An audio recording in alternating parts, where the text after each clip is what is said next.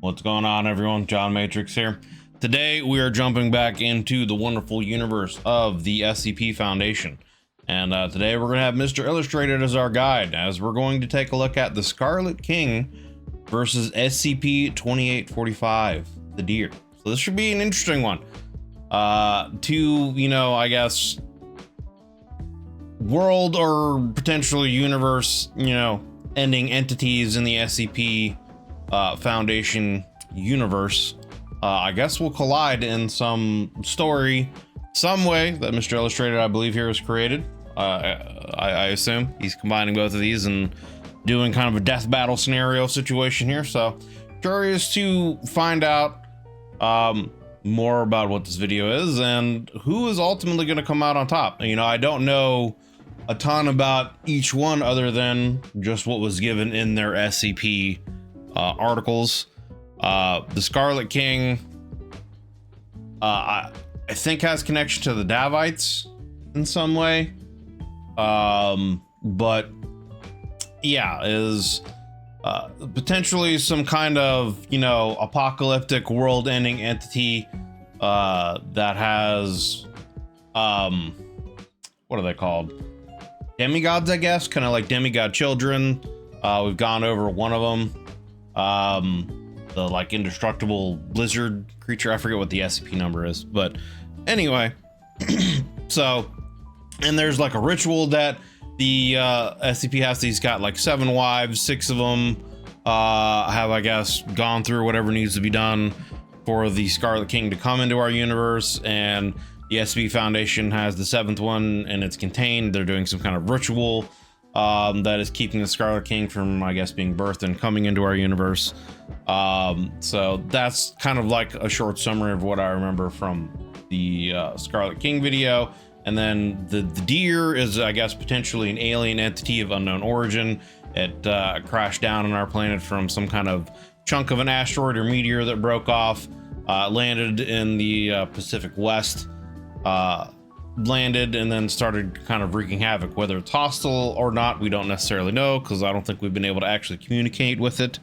But it's able to kind of on a molecular level just basically turn things into hydrogen, and has like turned people into these kind of like, I think, hexagonal kind of pillars that they don't really know what's happening with them, but their brains are still functioning and have some kind of potentially higher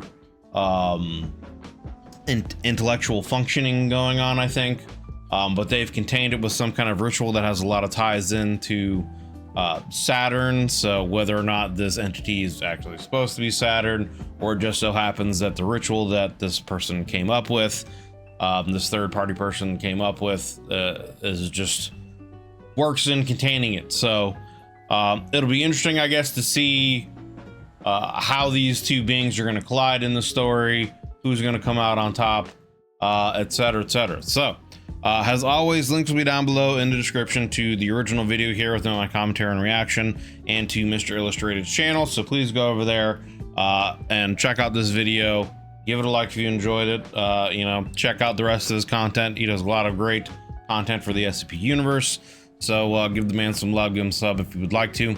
But yeah, for now, we are going to jump in and check this out. Again, this is the Scarlet King versus SCP-2845, the Deer.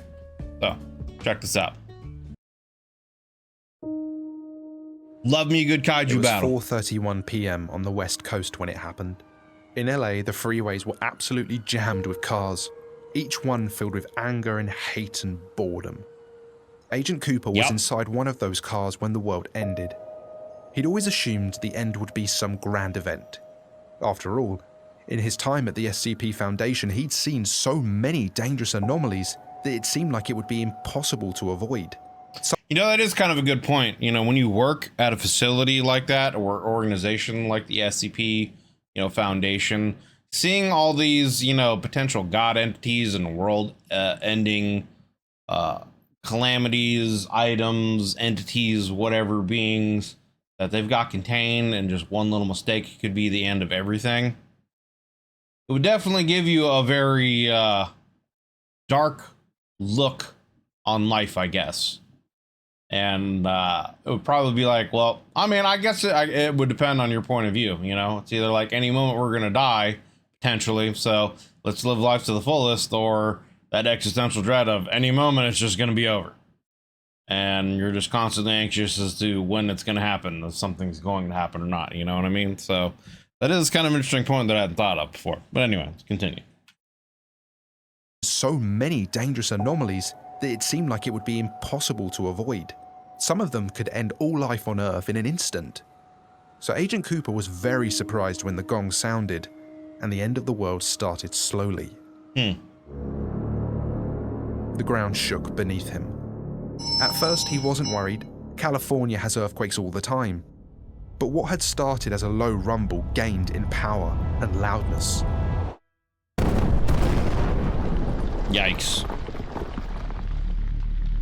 Soon it was impossible to hear the honking horns around him, and in the distance, he saw the horns of one of the entities he feared the most rising from the earth.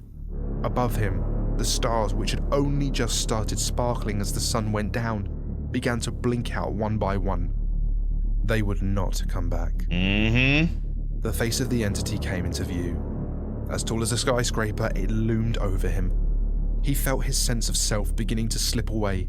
The Scarlet King had broken his chains. Nothing could stop it now. Chaos reigned on Earth. Agent Cooper, veteran employee of the SCP Foundation, reached into his glove I don't know what you're going to do with the pistol, other than I guess put it to yourself. He always kept there, and quickly tendered his resignation. Yikes. Yeah, there it is. I mean, I don't know. He hasn't seen anything or mentioned about the deer yet, because I was gonna say, like, if I were to be in that kind of situation, I would almost just want to sit there and watch the end happen. You know, like, hey, I got a front row seat. Let me go find some popcorn. If I'm gonna die, at least let me watch it happen. You know what I'm saying? Let me get ringside seats for this event. But all I saw was a Scarlet King, so yeah, he I guess just decided to end it early instead of dealing with, you know, what potentially could come. Let's out here. SCP-2845 wrote The Scarlet King, Walking Horns, written by Dr. Cimmerian. I think I might be pronouncing it correctly, but quick word from today's sponsor, and we'll resume. Okay. Who is today's sponsor, dear Mr. Illustrated? SCP fans, call Aragorn and light the beacons, because it's happening. I might just have the greatest piece of SCP media ever to show you, an actual SCP comic book series. Parabooks, the absolute legends that made these bad boys, the SCP encyclopedias, a few years back. Well, they've now made SCP comics. Look at this, 5 SCP comics on the Old Man, the Coral SCP, the Plague Doctor, the Red Sea Object, and the Dimension Hopper, all in a beautiful magnetic box with bonus editions that contain enamel pins and sound chips. Sign up on their Kickstarter and they'll even throw in extra stretch goal rewards, and there are some insane looking deluxe editions with red foil finishes and special acrylic stands. I'm losing my mind, I'm losing my voice. You've got to get this. Follow the link in the description to get this beautiful set now and support Parabooks so that they can continue creating SCP projects for us, just like these new comics. And of course the SCP encyclopedias. Yeah, that's pretty dope. Definitely say check that out. Ah, it's just the bugs outside. Heard some weird noise, but anyway. On the far side of the Sierra Nevada mountain range, another being of great power was stirring. SCP-2845, the Deer, had been in containment for years now, and the rift caused by its public display of power was only just now being repaired. The entity had landed in the Pacific Ocean in late 2011 and rampaged across Central California for a month prior to containment. It cut a path across the mountains, leaving behind a scar that still glowed with power. The GOC and the SCP Foundation had to work together to deal with this entity, and they'd succeeded admirably, all things considered. Yeah, I would say so. Over the last decade, the two organizations had become closer, but the Foundation still retained primary custody and control of SCP-2845's containment. The United States government and the GOC assisted where they could, but the broken veil had kept everyone quite busy. In the intervening years, government did what government does. They set up committees and oversight boards. The newly elected officials promised to rein in the threat from the stars. With the broken veil, the SCP Foundation had to pivot hard, and the Ethics Committee, the long-suffering black sheep of the SCP Foundation's hierarchy, found itself with even more power than it had before. Okay. Dr. Sumerian, newly approved head of the SCP-2845 project and Site-06 director, was one of the newest appointments that attempted to appease the politicians. They wouldn't ever be appeased, of course, but they were very flattered that the Foundation tried. Tonight, though, here on the eastern slopes of the Sierra Nevada, none of this mattered. Yep. The threat from the stars had so enraptured the talking heads and governments of the world that something worse and closer to home had festered. Tonight, that wound had broken open, and from it emerged the direst threat the world had ever faced.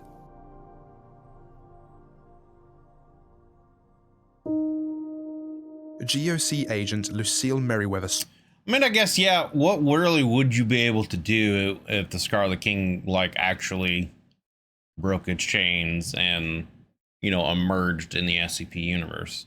I assume they would probably try to create some kind of ritual again to recontain it. I wonder what kind of contingency plans the SCP already has for such an event. I mean, as much as you could plan for an event like that, I would think they have some kind of idea of what they could do to, excuse me, recontain it in some way. Because who knows if you could actually destroy it. I mean, maybe their contingency plan is to use other SCPs. You know, that's part of, I think, what they do with their containment process. They have other SCPs of great power that are willing to cooperate with them that could go up against them. Like, I haven't checked out Cthulhu yet, you know, but from what I understand from comments and remarks, Cthulhu is a very, you know, cooperative gentleman as far as it goes.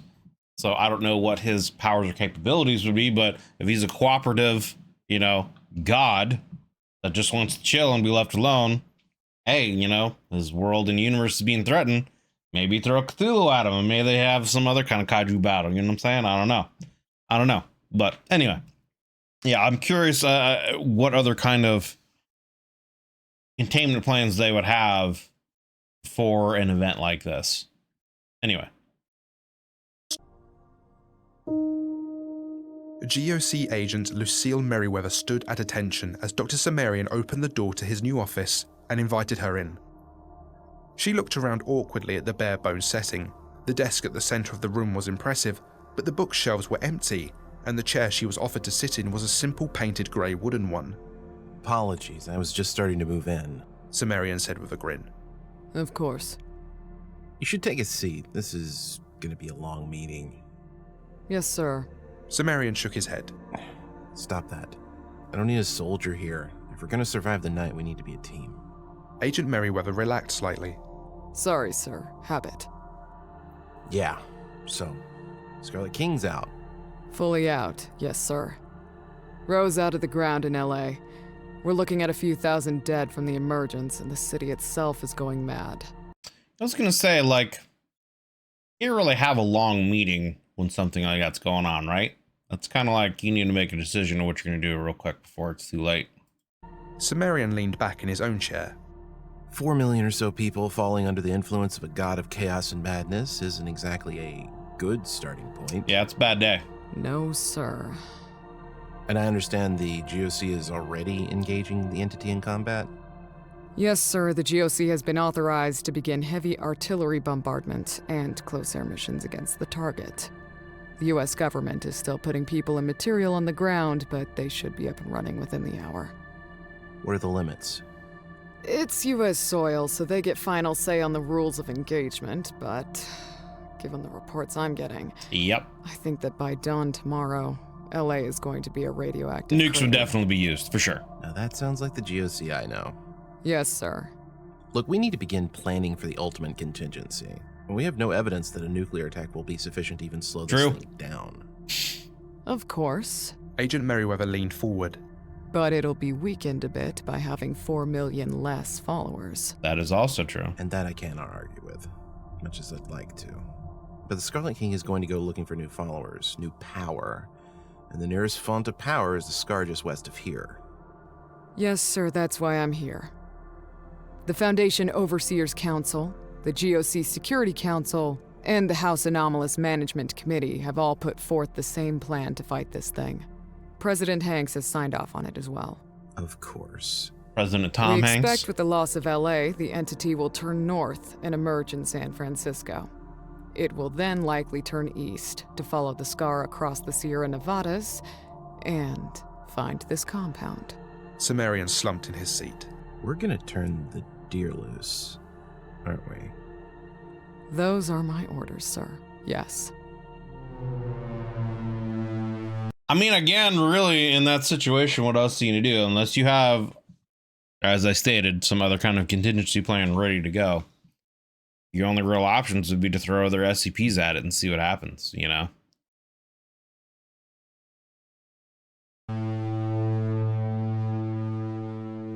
I mean, I wonder, like, that architect box, I wonder if they could literally just throw that at it and trap it in some kind of universe.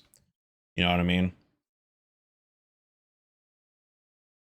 I'm just trying to think of what SCPs that I know of could they do. Well, I wonder if they could use the coffee machine in some kind of way to, like, suck its life essence away. I wonder how that would work. Because that could be interesting as well. Anyway, I'm just trying to, like I said, just trying to think of from the SCPs that I've gone through, what else could be done. I mean, again, they could somehow try to lead it to the Gate Guardian. Maybe that has some kind of way of being able to defeat or destroy it. They could lead it to the Red Death. Maybe the Red Death would have some kind of way of defeating or destroying it. You know, I don't know. I don't know what other SCPs off the top of my head I could think of that would be able to destroy this. Maybe Peanut could break its neck. Never know. Peanut could be the savior. The hero we all deserve. A single button press in some complex deep within the Rocky Mountains was the final trigger for the next phase of the plan to save the world. A rocket ship ignited its engines and a low vibration echoed across the silo. The missile took flight, bright and silver, and flew into low Earth orbit before repositioning itself and diving headfirst towards Los Sending an Angeles. ICBM, I guess. This bomb was codenamed the State Killer and had a yield of approximately 35 megatons. The code name was a bit dishonest. This bomb wasn't capable of destroying any but the smallest of states, but it was capable of killing every single person inside the LA city limits. And it almost did. There are many ways to survive a nuclear explosion. You can take cover or shelter and hope you're far enough away from the epicenter that it doesn't kill you anyway. But the most effective way is to not be where it goes Don't off. be there. The Scarlet King was a being of powerful energies, but there was no question that when the State Killer came calling, it wanted to be where the bomb wasn't.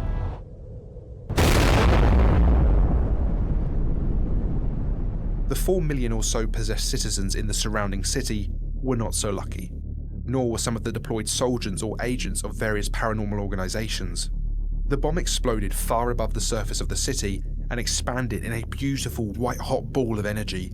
It killed everyone and everything except for its target. In the city of San Francisco, the earth rumbled and the hills of the city erupted. The Scarlet King emerged again. This time, it felt the draw of mystical energy to the east. Curious, it began to move slowly in that direction. Millions of enslaved citizens followed. So it seems like it's almost like a situation where you would, like, they set off the nuke over LA. It didn't, you know, affect Scarlet King because it, I guess, left before it had a chance to impact. So it just moved to the next greatest city with the greatest population. Took over a number of people there. And then it sensed the power from the deer. So now it's moving in that direction.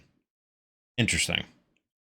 So I guess that's pretty much all they can really do at that point is just try to funnel it to a certain location, you know, by setting off nukes and I guess taking away its source of power, forcing it to move.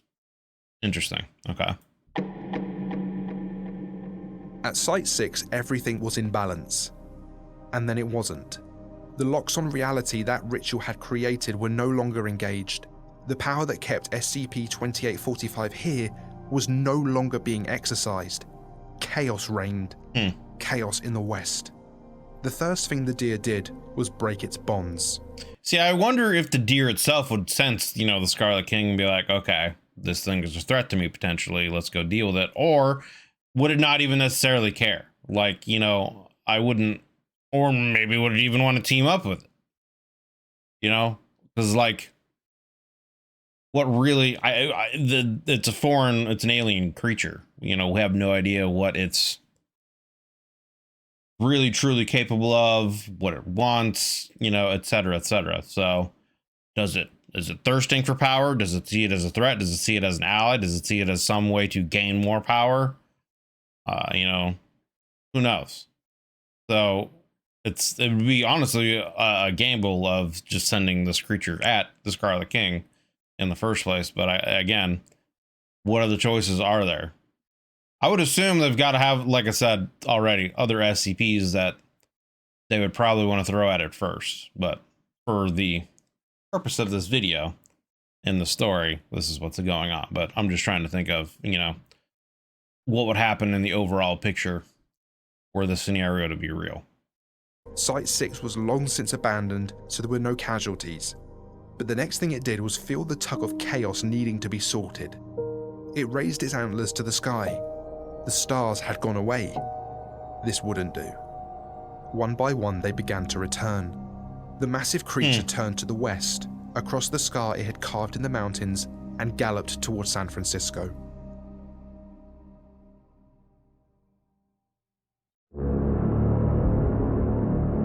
The Joint Task Force began to set up barricades as they waited. People with guns and majors aplenty peppered this small background. Hundreds of tanks joined the ranks. The two gods were travelling towards each other at a constant speed. Calculations said that this is where they'd meet, so the hopes of the world would be settled here. The only way the world had a future is if the deal won, and then was recontained. Yeah, there were a lot of ifs that needed to become definitive for the world to be saved, but the thing is, though, is would you be able to recontain the deer after this? Knowing what happened before, would it, would that same ritual or another ritual be able to actually trick it into containment? Even if it does destroy the Scarlet King, comes out on top, I think the best hope would be that they kill each other off.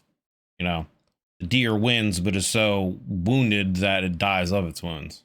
Madness of the Scarlet King was already spreading throughout California. Only people properly shrouded from the influence of chaos were able to withstand the mental intrusion, and there was no guarantee that would last forever. The sun didn't rise. Or, I suppose it did, but instead of a sun, there was just a hole in the sky, a blacker void than the surrounding space. Damn. The stars above blinked in and out of existence, sometimes exploding into brilliant light, only to be swallowed up again by the inky blackness of a night that would be than insane. Any sin ever committed. That would be insane to be just some random person on the other side of the planet, like watching supernovas and then stars reappear. Like, that would just be crazy. And then, yeah, I guess wherever you would be, I guess the sun would be on that side of the planet, right? On North America. So the other side of the world would be watching literally the stars being put out and reappearing, right? They wouldn't see the sun or this black void that used to be the sun. And because of how dark it would be, there would be no moonlight anywhere as well. So yeah, the starlight would be kind of all there is that you would see, other than, light of whatever town you're in. That would just be insane. That would just be crazy. If the supernovas were any indication, the universe was unraveling. Perhaps those mad followers of the Scarlet King were the only people capable of understanding the world as it was becoming. Perhaps not. As the Scarlet King moved across the ground, the sky was torn asunder. As the deer moved similarly, a frozen silver metal corruption coated the land. The two entities were moving so quickly that when they locked horns, it seemed instantaneous. Yeah, it would be quite... On impact, a resounding thud echoed across the Earth, the galaxy, the universe. Good The Lord. Joint Task Force was overcome with the force of the impact. It was clear from the moment that they encountered each other that both the Scarlet King and the deer existed far beyond the spatial dimensions that humans were capable of seeing. For real. A moment passed. They tore into each other. Terrible energies bled out of the Scarlet King where the deer's horns wounded it, corrupting the ground below it. Reality was punctured and holes to an infinite darkness materialized. A shard of serrated red matter scraped the back of the deer, and a bright silver light burned away the heavens. A new, glistening universe shined through the schism.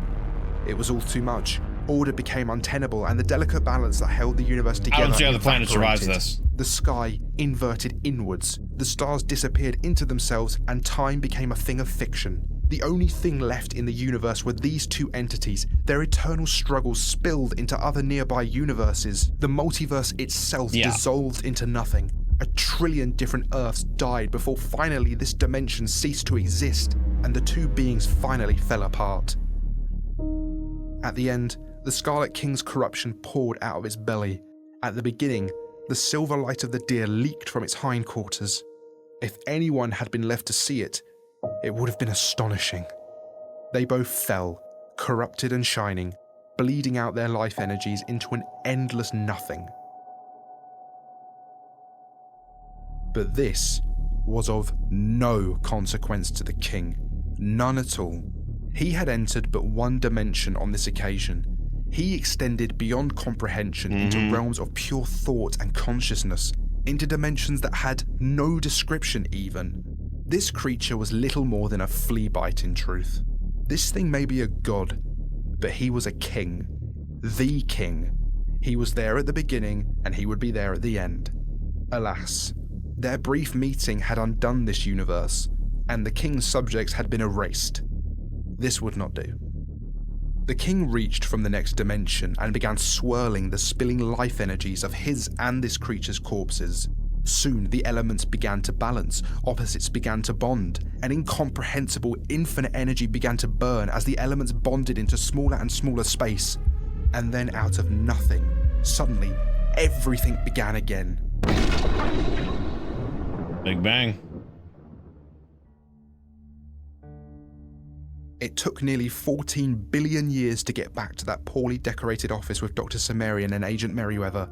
It took another few minutes to get back to the plan to release the deer and hope it could stop the Scarlet King. Sumerian slumped in his seat. We're gonna turn the deer loose, Gotcha. aren't we? Those are my orders, sir. Yes. Sumerian wrinkled his nose. No. Hell no. What are you guys smoking? They both sat there for a few moments in silence. Do you have a better idea, sir? Not yet. I'm sure I could think of one. And the king smiled. Check out this video for another great story, and please leave a like if you made it this far. It really helps the channel. Big thanks to Sumerian for writing this tale, big up the patrons, and special thanks to Andre Bashert, Ryan Brenner, Silly Goose, Infinitune, and Viger. There we have it. There we have it. That was Scarlet King versus SCP 2840 2045 by Mr. Illustrated, and like you said, written by let me double check. I think you said Dr. Sumerian, right? Yeah, written by Dr. Sumerian. Okay. So, very interesting story. You know, I like the idea that essentially releasing the deer and them fighting is essentially a universe-ending cataclysm. And that in doing so, it restarts the Big Bang and creates the universe all over again, only for that paradox. You know, it's like a paradoxical event. The deer in the Scarlet King meeting and fight each other is the origin of the universe, of our universe, kind of a situation. So it's always, I guess, you know, they showed at the end that, you know, there's a choice. They can make the choice to do something different. But if they were to do something different, would our universe then cease to exist? Because it was created by the deer and the Scarlet King's initial fight. You know what I mean? That's what created the Big Bang and started the universe. So are they stuck in a paradox where that always has to happen? The start of the universe is also the end of the universe kind of a situation? Or do they have another choice? And what will happen if they, you know, diverge from that choice? Very interesting story. Very interesting story. I know there was another video I think that Mr. Illustrated did that I want to check out too. It's another verse one that one of my members had mentioned. That's a follow-up to another SCP story with the Leech Boy, the Gate Guardian, and the Deer meeting up and fighting each other, I think. So I'll probably follow up with that one at some point in time, but very great story. You know, I love, you know, kaiju stuff, these kind of battles, but it does just make me think of, you know, I kind of went over it in the video, just what other kind of contingency plans would they have to deal with the Scarlet King should he become released. I would assume they have other SCPs that they would think of to throw at it to either destroy it or possibly contain it. You know, if it's even possible, because he is potentially, you know, the being that was there at the first being, the being that was there at the beginning of creation and time and everything. So who knows? Who knows? But great video. Again, links will be down below in the description to Mr. Illustrated's channel and to the original video here without my commentary and reaction. So please do me a favor, go over there, click on the link, like this video if you enjoyed watching along with me, and check out Mr. Illustrated's channel and give him a sub. Guy does a lot of great content. He deserves some love. So yeah, if you would also like to, a lot of these reactions I do live with my YouTube members. So if you'd like to join in the discussions and come and hang out and chill with us while we're doing these live, would love to have you guys in there. There's a join button down below. You can check out the YouTube membership benefits that I offer and just see if anything has any interest for you. But regardless of that, I appreciate you guys just hanging out and watching the video with me. If you enjoyed it, you could please consider leaving a like and a sub, as it helps me and it helps the channel grow. And I just appreciate you guys coming in here and hanging out, man. So thank you very much. Hope you enjoyed the video. Hope you're having a wonderful day. We'll see you guys in the next one.